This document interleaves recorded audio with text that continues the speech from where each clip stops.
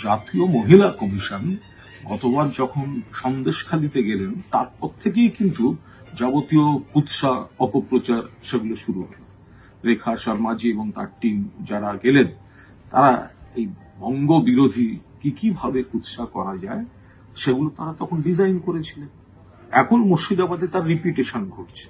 সাদা কাগজে সই করানো, সাদা কাগজে সই করানো, অপপ্রচার নিজেদের মতো করে বসিয়ে নিয়ে তারপর ছড়িয়ে দেওয়া হবে। এবং এই মহিলা কমিশন এরা কি বাংলা ছাড়া জায়গা পান না?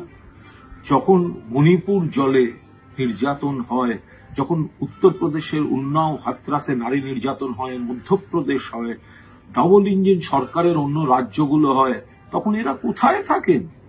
এরা তো সবাই বিজেপির দলদাস লোকজনকে নিয়ে ঘুরে ঘুরে বেরিয়ে এখন বাংলায় পলিটিক্যাল অ্যাসাইনমেন্ট পালন করতে এসছেন, সাদা কাগজে সই করাচ্ছেন, টার্গেট করছেন রাজনৈতিক উন্নতির, নিজেদের ব্যক্তিগত এজেন্ডায় আছেন এনাদের সব দলদাস লোকজন।